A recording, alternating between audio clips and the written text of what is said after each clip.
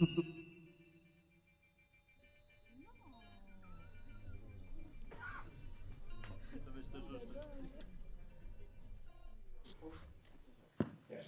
to add some constraints to this game we'll be playing, there's only one microphone between the three of you. And I wanted to start the Q&A by doing something different, because during all week we started with more, let's say, classical questions. And I wanted to start with the audience and go into a bit less theory to begin, and a bit more with feelings. Since the first short film was about feeling something. So I wanted to start by asking the audience how these films made you feel. What do you feel watching the films? It can be either only the first one, the second one, the third one, all three together. It can be, how the program made you feel. There's obviously no wrong answer to this. And also, obviously, our panelists won't be able to see you, so Nuno won't be able to hunt you down if you didn't like his film.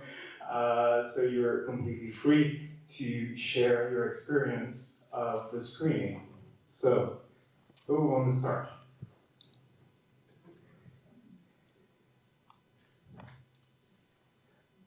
I felt peaceful. You said you felt peaceful? Will you have something else to add to this? No, come on, Mia. So I have to expand? Yeah, of course. Okay. Can I speak French? Oh, yes, you can. Okay. I was translating. Thank you. Does the director speak only English? Yes, only English. Okay, no. Okay, so I felt peaceful, and I wished I could be where you were filming, because as opposed to the winter right now.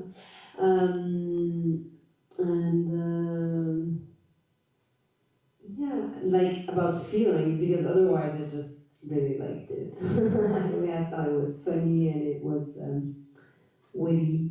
Yeah. I know you a bit, so I know you were in theater.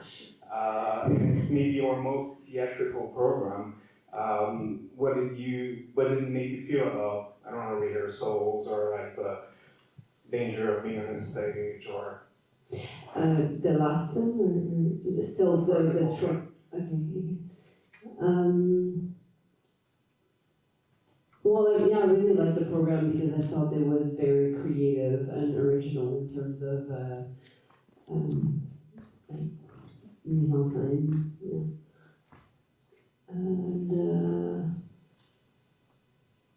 And I thought it was funny to have actors in a film playing actors, rehearsing a play, and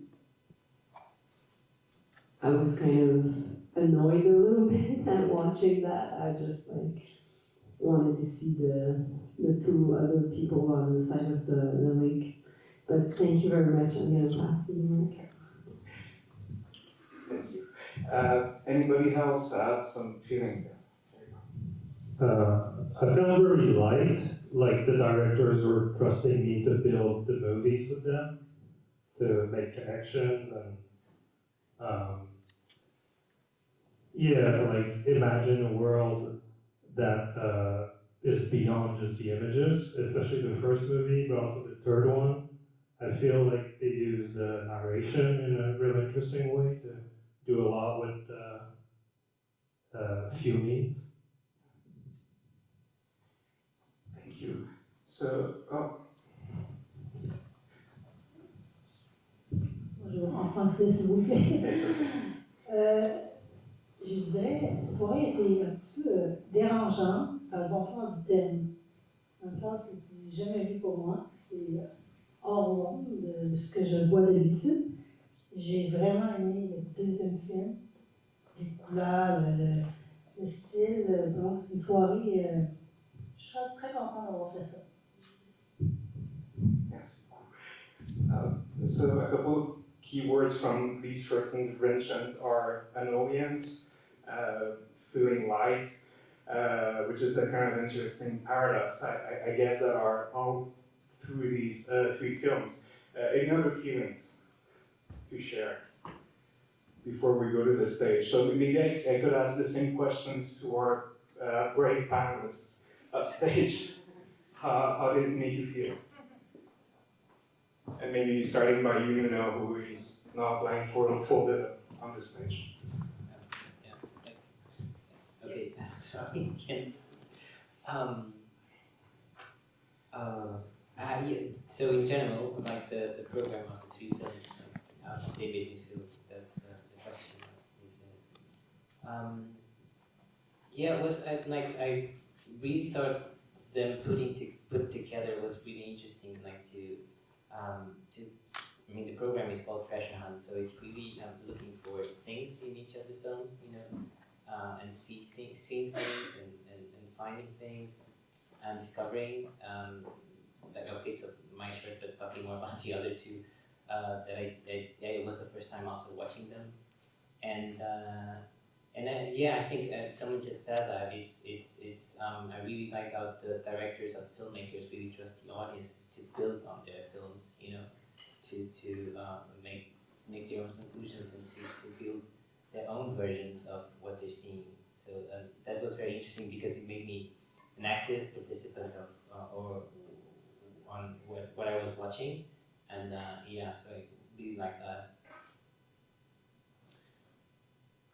Laurence or Suzanne? I can say something. So you need to find ways of sharing the microphone. Oh, it's here. Wait, yeah. It's really weird. It feels really weird to be blindfolded, and I don't think my hearing is very good, so I don't know where everything comes from. But yeah, I had watched the films before, and so I was really attentive, I think, to the audience, like to try and feel what was coming from, yeah, the interaction between the audience and the films, and see how, yeah, the room was, I don't know, reacting, but moving, and I don't know, with high and lows, and like, and I was sitting high up, and really, yeah, I think it was my main focus, or I mean, I was watching the films, obviously, but also trying to, yeah, see how the audience was resonating with the films. It was a great experience, I think. I don't know, Laurence, if you want to add something. Yes, I can add something. Yeah. That will be a challenge. I don't know where exactly where. Okay. Yes. Okay. Yeah, for the first short film, what I find fascinating is that you have to imagine what happens with the subtitles. I think at some point I was like, okay, that's how it works, and then I started imagining how the possibilities, like what if a character or someone is saying stuff like, oh, there's an alien coming from the sky, or this kind of stuff, and how you can imagine with the images that we've seen. So that's something that happens like after half of the short film. So that's I guess the treasure hunt for me, the feelings was about imagination, about how you see the interaction between the text and like for the third film, so about the text and who are playing the characters and the context of each individual. So yeah, to me it's like it was fun to watch it. I think the third film made me a little bit sleepy because, well, to me it was a little bit long. And right now, when I have my eyes closed, it makes me feel sleepy as well. So that's my feeling right now. Yeah, that's it. Yes. Thank you. I wanted to jump more precisely into I'm Feeling Something, Nuno's film. Great film, and I was wondering maybe more, precisely why, like, how did you come to this idea of having a film without any characters, without any dialogues, and more precisely this, for you, what is, are we listening to, are we reading ghosts dialogues? Is it something that is from the past? Is that it's something that is that is evoked when you yourself are seeing these landscapes and these dialogues kind of like emerge? And did you write the dialogue? Did you write dialogue before seeing the landscapes?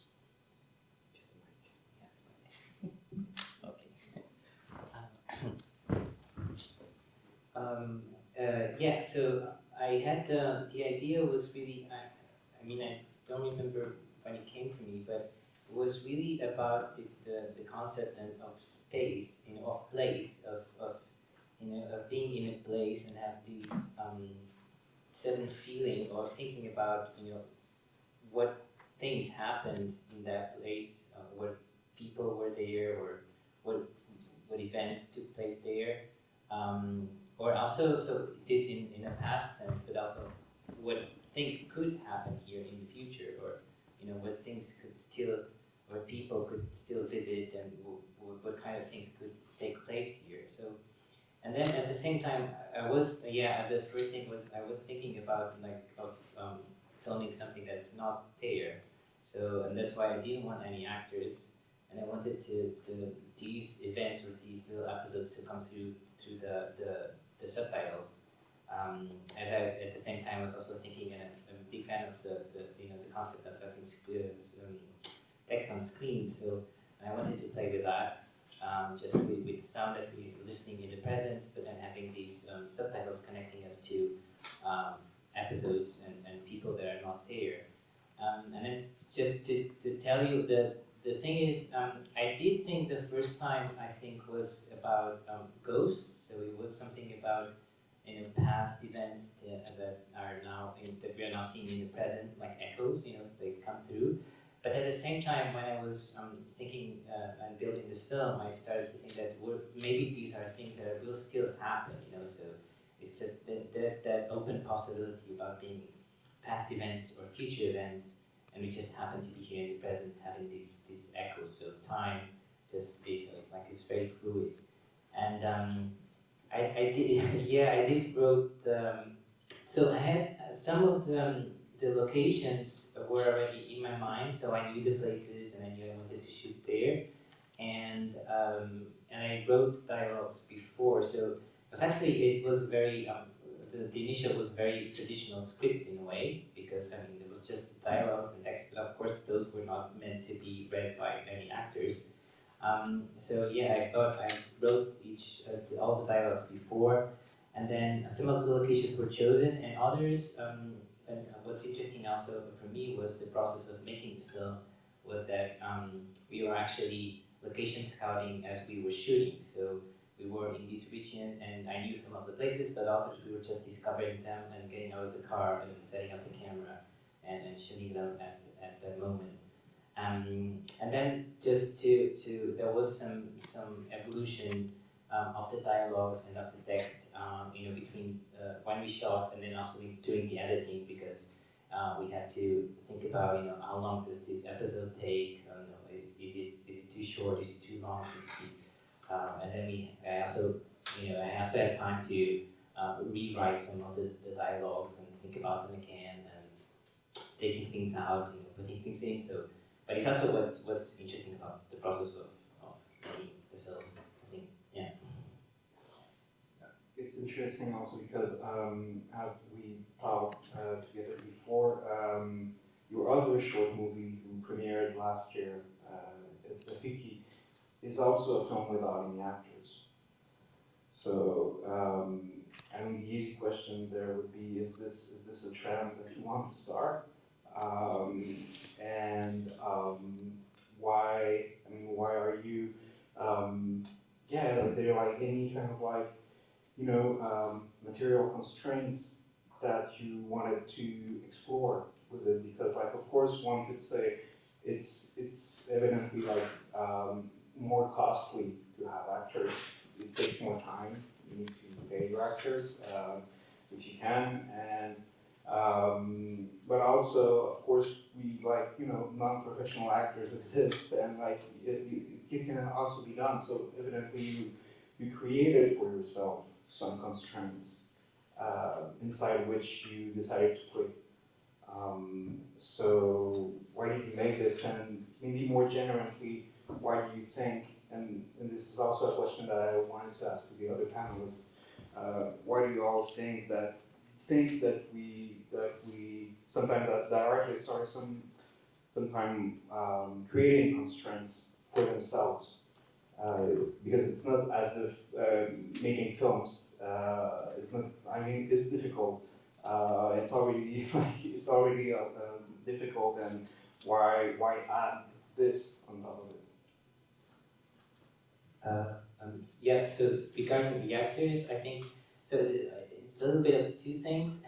So yeah, for this film and the other film I made, not having actors was definitely the initial choice, and definitely what I wanted to do, and without any reasoning that it was just, also because, well, I have to say that the other film, in a way, is also kind of a ghost story, and so it's for me not showing something on screen and not having actors representing something, and just leaving to the viewer's imagination. So that was, which is something I like, I have to say. So maybe I'll keep doing similar things, but at the same time, and as you said, so it's also the, so I've never worked with actors, and I will admit that I'm a bit nervous of doing it. So I think I still have to work on that. But yeah, so it's. I think that maybe the next thing I do will already have actors, and they'll have time to work on it. But these two films were just the, and you're right about also the. I didn't really think about it, but now that you mentioned about constraints, it was really both films. We made them under, like, with very specific, as you said, set of constraints. Like this one, you know, it's just the sound, there's no actors, there's no dialogue, there's just the sound, the camera doesn't move, and then we just have the subtitles. And the second film I did was shot in Super 8, which complicated a bit, and then yeah, it was just also inside a, so it's interesting to think about that actually, but yeah, maybe next time I'll have some actors, I think. Maybe. So Suzanne or Laurence, why do you think it's interesting to create constraints for ourselves?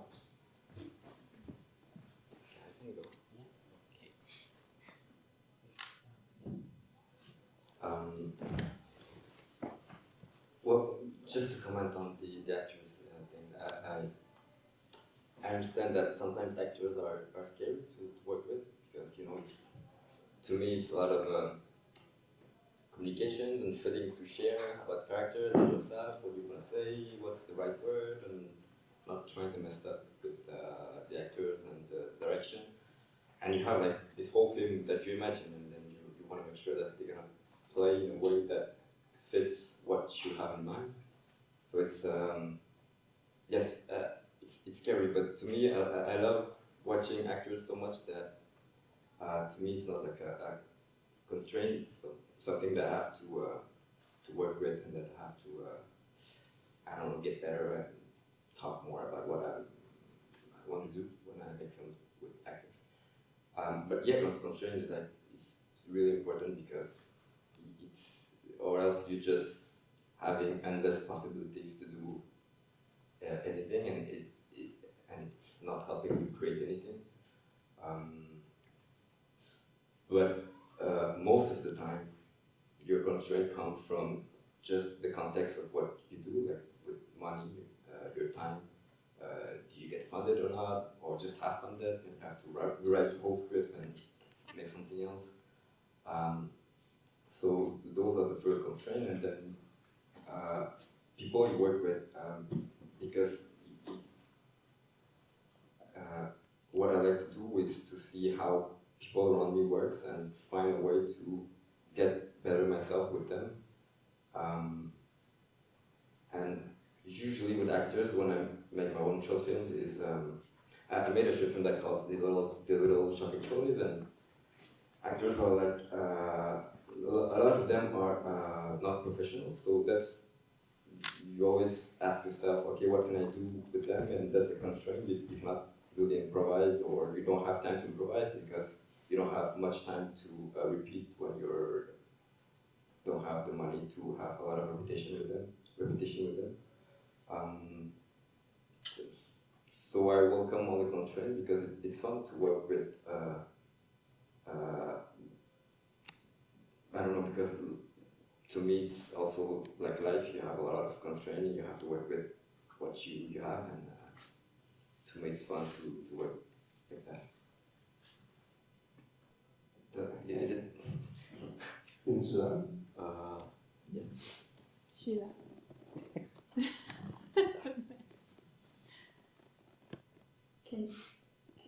Can I just not answer the question and ask questions? I just wanted, I have one comment maybe and two questions for Nuno. I really enjoyed your film, and one thing that struck me was the way in which I don't know, the words and written were both, I don't know, resonating with the places. So in a way, not limiting, but like at some point,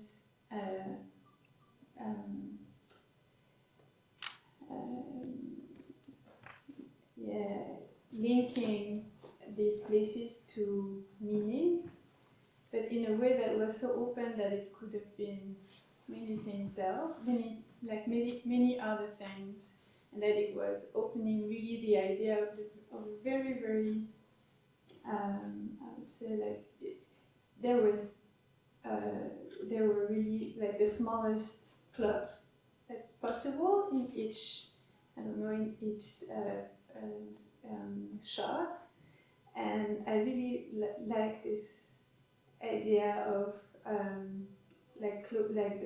the two gesture of closing in a way but opening as well. I felt that it was really like fascinating and so yeah, was proliferate, like the meaning in a way was proliferating even more, even though like really the smallest plot was unfolding. So I really like that. I was wondering, where did you shot? Like, where did you shoot? Like, in what region?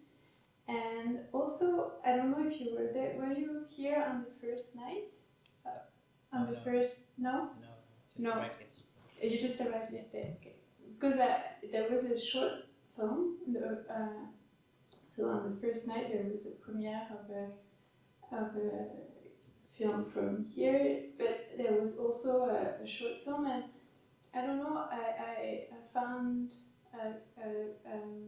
connections or resonances between the short film and yours, in the way, like really, in the way trees and were filmed, but also in the way in which situations were created in this. But yeah, since you didn't see it, I was wondering if it was something you felt as well, but since you were not here, it's not a really irrelevant question. I'm sorry. Maybe you've already seen it like elsewhere. It's A Thousand Ways Away by Elena Whitman. No, I didn't. I think I know it, but I didn't watch it yet. Yeah. So where did you shoot? Yes, sorry. Yeah. So the film was shot. It's in Portugal, and it's the countryside in the northeast of Portugal, and it's a region called Trás-os-Montes, and which is actually where I'm from. So and this was entirely shot around my small town where I'm from and my parents are from, my family. So actually the film first came the place and the locations a bit. You know, I knew I wanted to do that, and then came the dialogues, and the film was built on location, I think. And yeah, so that was it.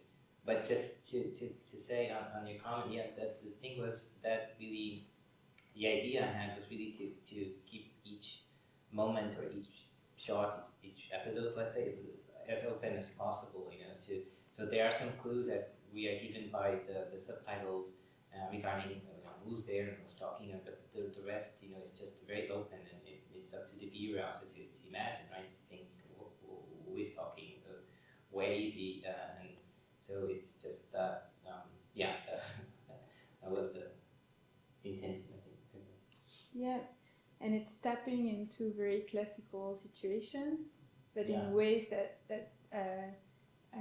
in a way neutralize them, or like make them shift, because the plot seems very classical in a way, but the whole situation is so unusual. So it really, like, it's as if it's finds newness in a very in a place which would seem completely used or exhausted. So yeah, that was really interesting.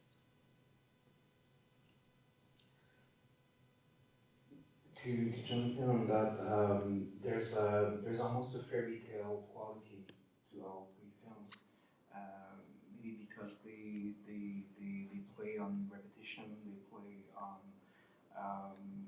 as you said, Suzanne, they play on like some figures, and so for example, figures of the lovers, of the father and daughter, of the old man who mourns his wife in the second one. And at the same time, I wanted to have your, let's say, opinions or feelings about how these films manages to do this while projecting onto, for example, you know, in your film, you're projecting ideas and emotions on landscapes. In the second one, these ideas and emotions are projected onto object, or let's say into like the silhouette, the souvenir silhouette of a person. And the third one, it's projected onto people as the roles change from actors. So yeah, I was wondering, how did you, what about these strategies, and maybe more precisely regarding your film, you know, what about invoking from landscapes these ideas?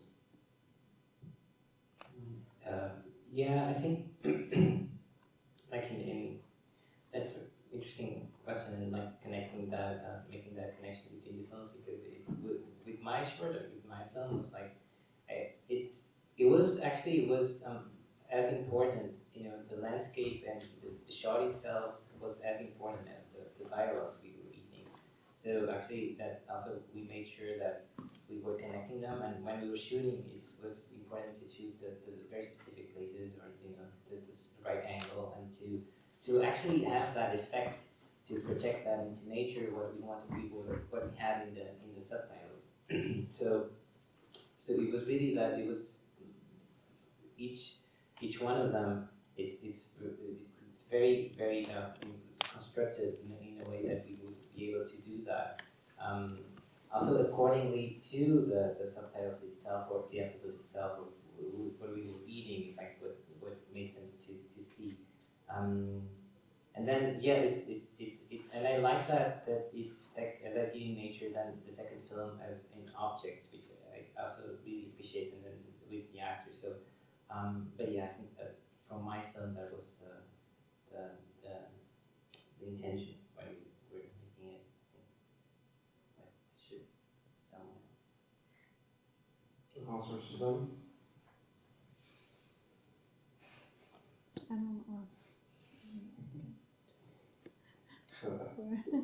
Yeah, sorry. Oh, it's okay. No, I don't know. Maybe what I say is a bit like aside from your question, Mathieu, but something that struck me, and it's quite obvious, but I like the way it was built in the second film. To me, like it seems like the story of an adoption, like an adoption is like an artificial family tie, or artificial, like an institutional family tie. So it's like, yeah, it's a bond. I think that's really interesting because it's familial, and it doesn't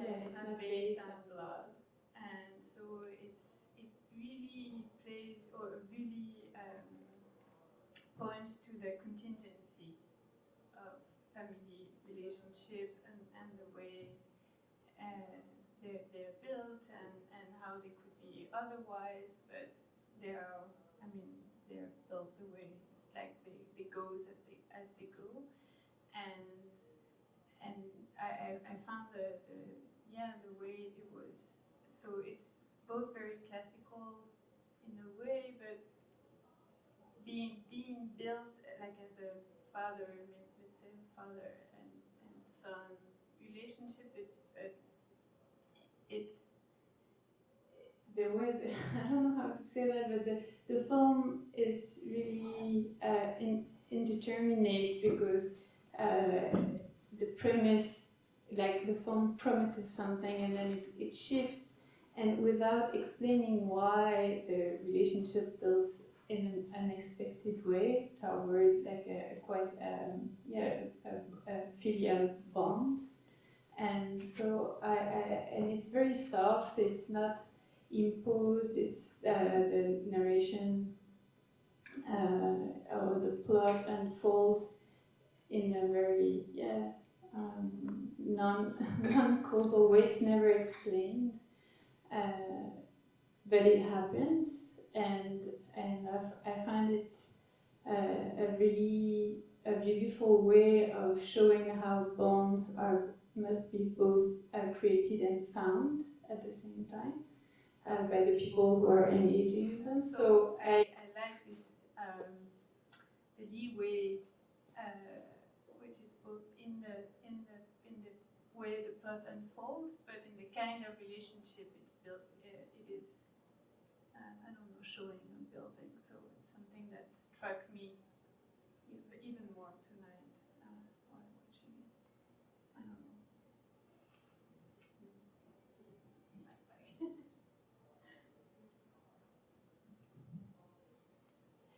Yes, to add to the second film and what Suzanne said,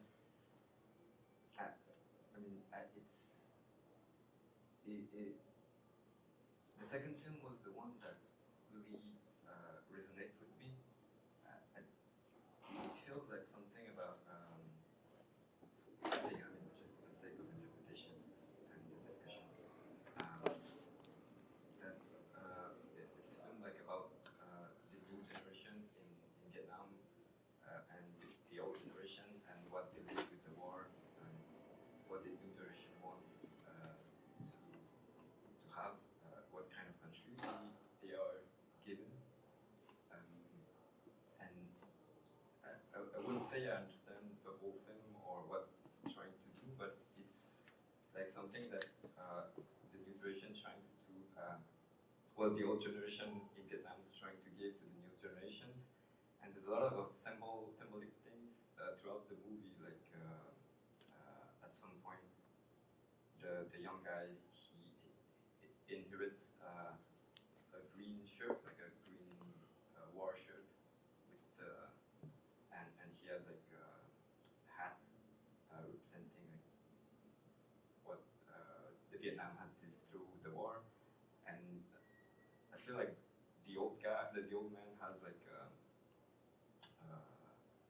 cowboy, like, and they go into in the desert, and I don't know if it has to do with the USA, the war, the invasion of the United States. And there was other things as well. For example, when the old man is with his wife, when what his wife loved about him is that he was loyal to the chair where he sits, as if he was loyal to the country where he is, and he's not like some rich guy coming and just living. So I think it's fun because at some point when the old guy sings with his guitar and a sad song, and then the young guy's like, yeah, now it's time to sing something upbeat, and that's one of my favorite scenes. It was cheerful. It was fun because you kind of see before the old man's death what the old and the new tradition tries to do together in a kind of ritual. That's what I think. I don't know much of. I mean, I'm half Vietnamese, but I don't know all the details of the country. But that was resonated with me. That's what I was finding in the movie. And I don't know if Mathieu, if you heard other stuff about this film. No, not especially. I wanted to follow up on, or to dig more into that constraints thing, because you, Laurence, and Nuno, you are both also because of how production is going right now and these difficulties that a lot of filmmakers are facing. Nuno, you are also at the. I mean, you're working for a distributor, so you also know the world of distribution. You're also producing yourself. Laurence, you're also producing yourself.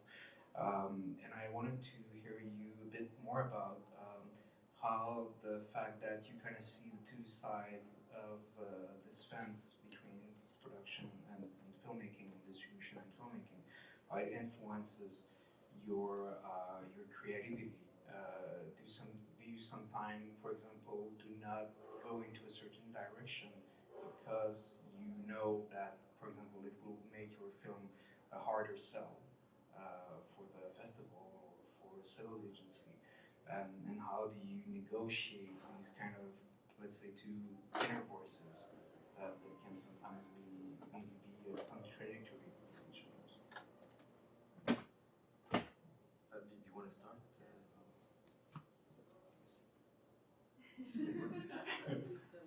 I'll go ahead next time.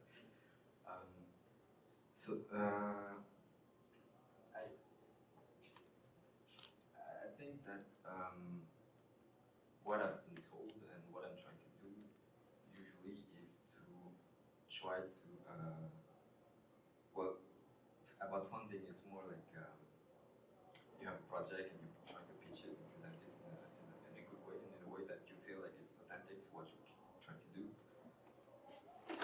But at the same time, you know that you have to, for example, I hope nobody from the select here, but sometimes you have to write it in a way that you're lying to yourself and you're lying to the jury and you're lying to the select, but it just helps you get the funding, because at any point, I mean, in the end, as soon as you get the money, I hope you're still trying to make your own movie instead of what you wrote in your for grant. For the grant. And so that's one of the things, I guess, for the funding. But regarding, I didn't really follow the question, but the constraint about like. It was about like these two like opposite inner voices that one could have while making film, while also seeing the big picture of, where is it going to end? Like, where is the film going? And how it influenced your creativity. I I think it's hard. It's like I have a lot of anxiety about it. Like, okay, if I make a film, is someone's gonna watch it? Am I just going with myself, or is it interesting? Is it going to go to festival? If it's not going to festival, am I gonna be able to make another film? So those stuff are really kind of annoying. But in the end, I think in the end we try to make our films, and I think it's a privilege to make a film. So if you don't make any more films, that's okay. You'll find another way to make films with low money, or with friends and with your own camera, and then there's life that goes with it, if it's gonna work or not. But recently I asked myself a question where I have to find, like, I went to Linus, and then one of the teacher, he told us that there's always 3 reasons why we make films.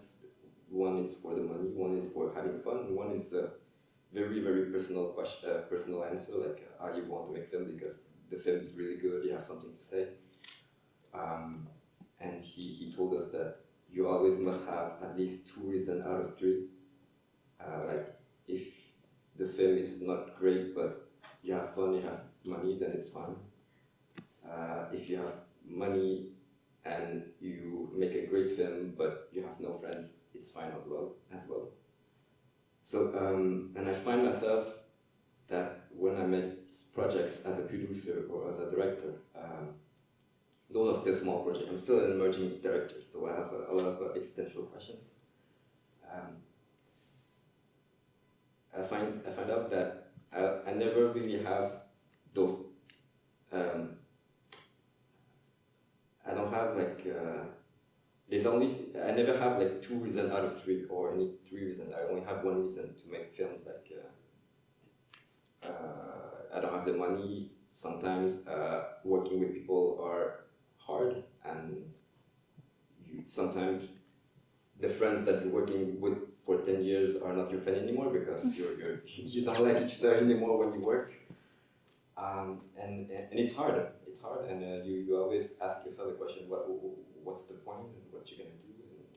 But in the end, you're still trying to make films. So I guess that's 2 more things. Here's the mic. Almost. Wait, here. Okay, thank you. Yeah, and for me, from the distribution point of view, because I started working in film distribution before I started making films myself. So it's what I do in distribution, being theatrical distribution to the cinemas, is of course you always have to think, when you consider a film to do that, there's a lot of requisites you have to think about, especially it's a contrast between audiences and how is it going to work. But as I also started working in distribution, I started to realize that, okay, what I did was this, but there's also other channels of distribution for different kinds of films, and then actually gave me a little hope, because the films that I wanted, that I thought about making, or that I would like to make, were not necessarily the ones that would maybe be, for example, when it comes to festivals, I knew that maybe it wouldn't be to at least for now, this film that we showed here and the other I did, I knew they're small, and so I knew it would be hard to have the most obvious festival distribution.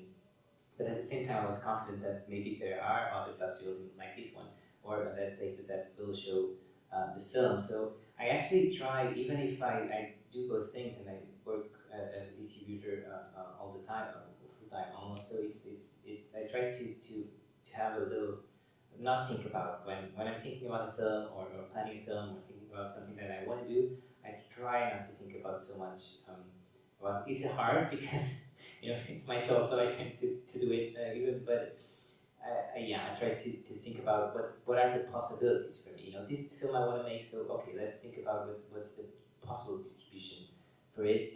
Even if I know that there are always limitations, and I know the film will get only to some people, will only have a certain kind of distribution, and not go past that, so I'm also aware of that. But I actually enjoy both things, so it's fun, I think, to working in distribution and then thinking about filmmaking. Also because right now, for me at least personally, the films that I do distribution for tend to be quite different from the ones I make, and so it's okay, but it's, yeah. So we're almost pretty much out of time. I was wondering if there was a good question and what remains of an audience. You know, Penelope, you look, yeah. Maybe about the subtitle make me think about like meme culture, and I don't know, something about like putting words with images. I don't know if you thought about that, or did it have an impact, or yeah, did you think about that? No. Sorry, what was the first part? I don't think. The subtitle, closed captioning. Yeah. Like, to me, when I see image and text right now nowadays, I sometimes think it's kind of a meme culture, you know, like internet. Yeah. Do you does it like resonate with you? Do you think it's? I don't know. It's kind of, to me. Yeah, I see like. Yeah, I did notice. Actually, I did notice, and I thought it was.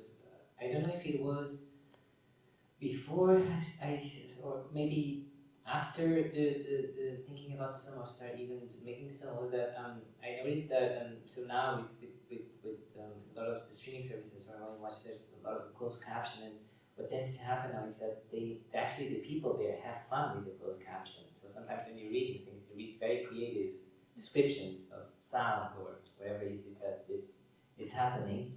So yeah, I thought of that. I thought that was fun because it offers some possibilities, and at the same time, it kind of complements, you know, what you're watching or something. So it's strange. But yeah, I think I thought about that after making the film, or for example, with the text in image, like you said, it's a meme, or you know, especially on social media, you see that a lot. So, but that came a little later, I think, because the first was really just a touch-up. But that's a good point. I think that's a good question. So, because contrary to what it says in the Fartie, time does exist. And yeah, time does exist. And we really need to leave the theater, I think.